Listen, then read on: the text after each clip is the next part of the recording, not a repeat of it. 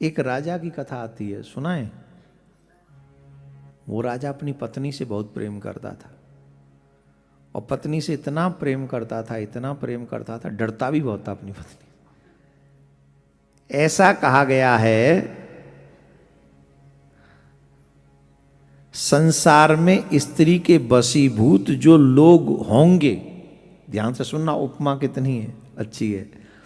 संसार में जितने भी लोग इन फ्यूचर स्त्री के वशीभूत होंगे और जो पहले हो चुके हैं, कौन?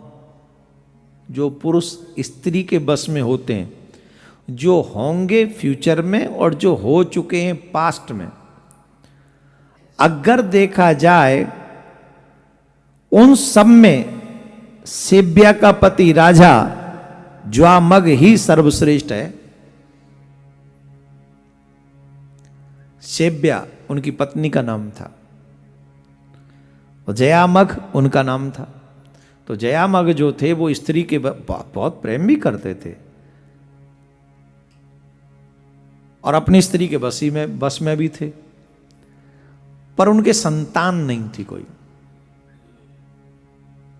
उस राजा के कोई संतान नहीं थे और योद्धा बहुत विशाल योद्धा था, बहुत विशाल। एक समय वो युद्ध करने के लिए, अपने शत्रुओं से युद्ध करने के लिए युद्ध भूमि में गए और एक बहुत तीव्र घोड़े पर सवार, रथ में सवार होकर गए थे। बहुत भयानक युद्ध लड़ते हुए उसने अपने समस्त शत्रुओं को जीत लिया था। उस समय समस्त शत्रुगण, पुत्र मित्र स्त्री सेना को साधहीन होकर अपने अपने स्थानों को छोड़कर अलग अलग दिशा विदिशाओं में भागने लगे। इतना तेज था उस राजा का, सब भाग गए, रण छोड़ छोड़ कर भाग गए। उसने अचानक से एक दृश्य देखा कि जिस युद्ध भूमि में चारों तरफ हाहाकार मचा हुआ था, बचाओ बचाओ भागते हुए लोग दिखाई पड़ रहे थे, वहां पर एक सुंदर कन्या दृष्टिगोचर हुई और वो सुंदर कन्या बड़ी सुंदर थी, परंतु भयभीत कातर हुई, विशाल आंखों से देखती हुई, हे तात, हे मात, हे भ्राता, मेरी रक्षा करो, मेरी रक्षा करो, इस तरह व्याकुल शब्दों से वो चारों तरफ व्याकुल हो रही थी, पुकार रही थी कि भैया कहाँ हैं, पिताजी कहाँ हैं, माताजी कहाँ हैं, इत्यादि इत्यादि शब्दों को वो संबोधन कर रही थी। उसी समय उस राजा ने उसको देखा और देखते ही उसमें अनुरक्त हो गया। अनुरक्त हो जाने पर चित्त बरवश उस राजा का उस कन्या की तरफ खिंचा। यह अच्छा ही हुआ कि मैं पुत्रहीन हूं। ध्यान से सुनना, वो कह रहा है यह अच्छा ही हुआ मैं पुत्रहीन और बंध्या का पति हूं। ऐसा मालूम होता है कि संतान की कारण रूपा इस कन्या को विधाता ने ही इस समय यहां भेजा है, तो फिर मुझे इससे विवाह कर लेना चाहिए अथवा इसे अपने रथ पर बैठाकर अपने, ध्यान से सुनो, बलवान था, सब कुछ था, लेकिन दूसरा विवाह क्यों नहीं किया था इसने? सिर्फ अपनी पत्नी के डर से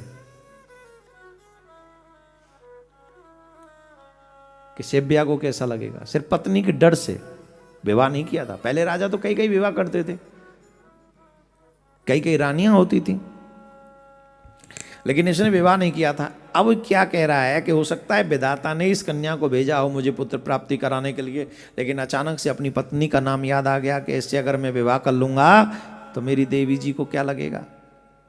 तो तुरंत विचार बदला और विचार बदलते ही पता है क्या सोचा कि एक काम करता हूं, इसे अपने रथ में बैठाकर अपने नगर में लेकर चलता हूं और पहले सेव्या से पूछूंगा फिर विवाह करूंगा। और ये सोच कर उसे रथ में बैठाला और रथ में बैठालकर उसे लेकर चला। और जब राजा युद्ध जीत कर आ रहे होते हैं तो नगर में बड़ा उत्साह था, बड़ा धूमधाम, बड़े सब लोग नगर के प्रथम द्वार पर ही खड़े हो गए अपने राजा का स्वागत करने के लिए। राजा का स्वागत इसलिए करने के लिए पहुंच गए कि भैया पूरा जीत के आ रहे हैं सब लोग, और अपने पति को जीता हुआ देखने के लिए सेव्या भी फ्रंट द्वार पर पहुंच गई, प्रथम गेट पर पहुंच गई। और जब प्रथम गेट पर पहुंची तो राजा का पहले रथ दिखाई, ध्वजा दिखाई दी, फिर रथ दिखाई दिया, रथ में राजा दिखाई दिया। तब तक तो बड़ी खुश थी। अब जब रथ में बगल में एक और बैठी, बाल हिलते हुए, साड़ी हिलती हुई, पल्लू झूलता हुआ, और महाराज कन्या, युवा कन्या का जब तेज दिखाई पड़ा तो भौएं चढ़ गई। ओ हो, अब महाराज होठ कांपने लगे, हाथ कांपने लगे। जी होता है, आप समझ लो, है ना, देवियों को ज्यादा अनुभव होगा। राधे राधे बोलना पड़ेगा।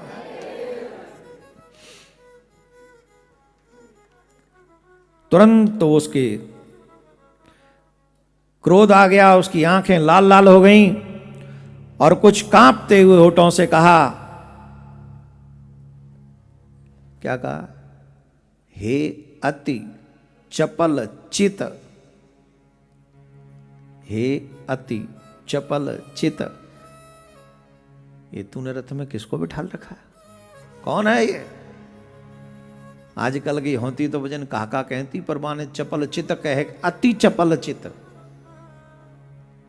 इसका मतलब समझ रहे हो ना, तेरा मन तेरे बस में नहीं, तूने किसको बिठा रखा है? कौन है ये? और राजा को कुछ नहीं सूझा, राजा भयभीत हो गया, वो डर गया, अब मैं क्या कहूं। राजा को जब कोई भी उत्तर न सूझा तो अत्यंत डरते हुए राजा ने कहा, ये मेरी पुत्र वधू है। क्या कहा? ये मेरी पुत्र वधू है। और गुस्सा आ गया और उसको, शिव्या को, क्या बात करते हो तुम, झूठ बोलते हो सबके सामने, हमारे पुत्र ही कहां है जो ये पुत्र वधू है? अब तो बात गड़बड़ होने लगी, तो उसने तुरंत कहा, राजा ने, देवी तुम जानती नहीं हो, जो हमारे पुत्र होगा मैं उसके लिए पहले ही बहू ढूंढ के लाया हूं। जो पुत्र होगा फ्यूचर में उसके लिए बहू ढूंढ लाया हूं प्रेजेंट में, टेंशन मत लो। तुम जो समझ रही हो वो ठीक नहीं है, जो हम कह रहे हैं उसको समझो। अच्छा, ये बात ठीक नहीं थी, बात सोच के लाया था कुछ और, ये मैं नहीं कह रहा हूं, विष्णु पुराण कह रहा है। लेकिन रानी का डर देखो, ये हर पति को सोचना चाहिए, समझ रहे हैं? और इस विषय में इतना ही डरना चाहिए अपने हर एक हस्बैंड को। हाँ, मैं तो कहता हूं तलवार रखा करो देवी हो। हाँ, और हर दिन अपने पति का मोबाइल चेक कराओ, और दो चीज़ जरूर चेक करो, व्हाट्सअप और क्या, हाँ व्हाट्सअप और इंस्टाग्राम, ये दो चेक। अभी मत करो, आप तो यहीं लग गई चेक करने, यहाँ नहीं करो, घर जाके करना। भाई कमाल कर दिया, पहले दिन से देख रहा हूँ कितनी चेकिंग चल रही है आपकी तरफ से, पर मैं बोल नहीं रहा, मैं 9वें दिन कहूँगा। हद कर दिया आपने भाई, गजब कर दिया, यहीं चेक करोगी ना, यहाँ मत हैं।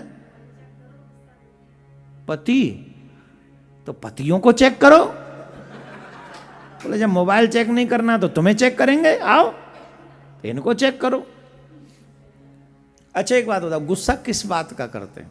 भाई बिजनेस की बात है तो कोई तकलीफ नहीं, इधर उधर की बात है तो तकलीफ होगी, और इधर उधर की बात है तभी मोबाइल में वो लगा हुआ है, क्या बोलते हैं उसको, जब बात। और कुछ ज़्यादा समझने की जरूरत ही नहीं, जब पति के मोबाइल में व्हाट्सअप हो और व्हाट्सअप में भी वो पासवर्ड हो तो समझ लो जरूर अपना पति जो है मिर्च तेज खा रहा है। हाँ, ज़्यादा मत समझना, बस इतना समझ जाओ। और आज जितने भी लोग पति कथा सुन रहे होंगे वो अच्छा फंसा रहे हैं, महाराज हम काहे को आगे कथा में हैं। राधे राधे बोलना पड़ेगा, ऐसा नहीं है। लेकिन बात देखो, ये तुम्हारे आगे सामने आई ना, अभी स्पष्ट कितनी आ गई। वहाँ से सोच के लाया था कि सेव्या से पूछूंगा और फिर इससे विवाह कर लूँगा। सच ही है कि वो बंध्या थी, उसके पुत्र हो नहीं रहा था। हर एक कोई अपने वंश के विषय में सोचता है, तो बोले इसको हो नहीं रहा, मैं दूसरा विवाह कर लूँगा, लेकिन पूछूंगा पहले। वो भी पत्नी व्रता था बेचारा, डर के मारे सही, पर पत्नी व्रता तो था ही। तो उसने कहा पूछूंगा फिर करूँगा। लेकिन जब उसने देखा कि तो वैसे ही आग ज्वाला है रही है, तो वो तो डर गो बेचारा, बोले हमारी पुत्र वधू है ये, पुत्र तो है ही नहीं। तो सुनो, जब कहा कि पुत्र नहीं है तो मेरे तो कोई पुत्र ही नहीं है और आपकी दूसरी कोई स्त्री भी नहीं है, फिर ये किस पुत्र के कारण आपके इस पुत्र वधू का संबंध हुआ, जरा बताओ। पाराशर जी बोले, इस प्रकार सेव्या के ईर्ष्या और क्रोध कलुषित वचनों से विवेकहीन होकर भय के कारण कहीं हुई अशब्द बात को संदेह दूर करने के लिए राजा ने कहा, तुम्हारे जो पुत्र होने वाला है उस भावी शिशु की मैंने पहले ही भार्या निश्चित कर दी है। जो भविष्य में तुम्हारे पुत्र होगा, वर्तमान में पुत्र वधू ले आए।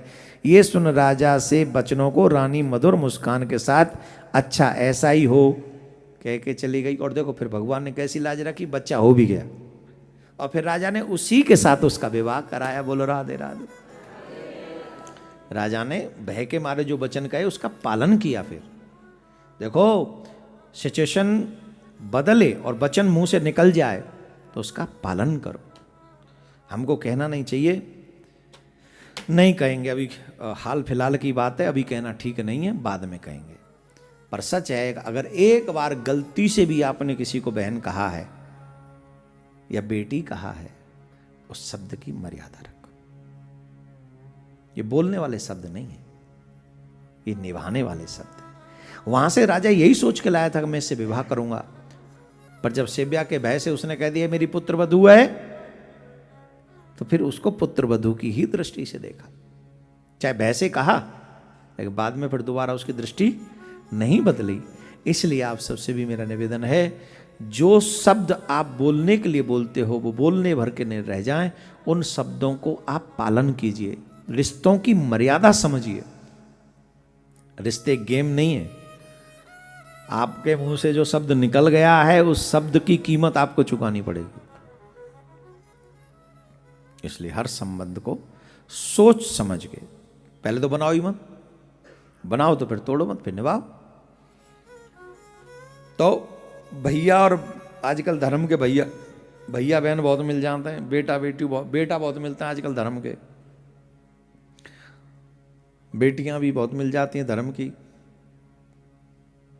पर निवेदन है, अगर धर्म की बहन बेटी हैं तो उनको फिर धर्म से निभाओ भी। धर्म की बहन बेटी बोलकर उनके साथ अधर्म न करें। यह हमारा आप सबसे निवेदन है। कृपा करके आप उस बात को समझेंगे और जो हमारा भाव है उसी को समझेंगे, उसमें यत्र तत्र कुछ और अपनी तरफ से बीज न डालें। यह हमारा निवेदन है।